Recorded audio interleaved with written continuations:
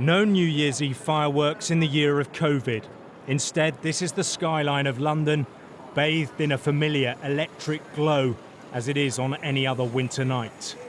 This is a city, like much of the country, hunkered down and mostly inside, shielded from the catastrophe that was 2020. 1, 2, 3, jump! The celebrations haven't stopped completely. Even though people can't hit the pubs and clubs, there is a groove to be found on the web. And this was the vibe from the Hacienda nightclub, a 24-hour live stream, bouncing tunes across the internet, taking the party online. Virtual raving may not be the same, but at least all ages can take part. Ollie Mears from Manchester was certainly smashing it with his kids. Adaptation and innovation has been the order of the day to deal with the ever-changing rules. Chef Tom Shepherd turned his restaurant into a supper club. He boxes up ingredients for you to cook up your own fine dining experience. Happy New Year and welcome to the Dine at Home Cook-Along, last one of 2020. And shows you how in YouTube videos. The original thought and concept of it was a case of just getting us back in work and making ends meet. And now we fast forward to New Year's Eve, where we've done an absolute bumper sellout of the whole of November and December. And it's become its own business entirely. And we've brought pleasure to people's homes in this year, which I think is that for me is the main objective.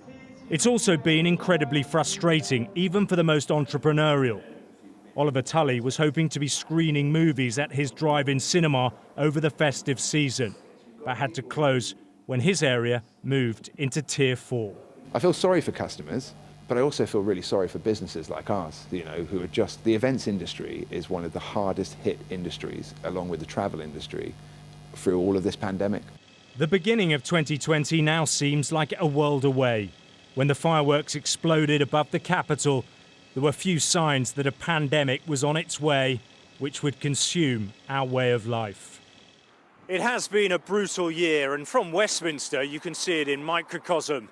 The infighting of Brexit ending in the finale in the House of Commons, but that turned out to be a sideshow in the face of the pandemic. Over here, St Thomas Hospital, still inundated with coronavirus patients, and it's where the Prime Minister had his own close call with the virus. And on this side, the London Eye. No fireworks, no spectacular show. It could be a symbol for cancelled plans and celebrations. But there is hope. The vaccine rollout is gathering steam, and in Newcastle, the faintest glint of optimism.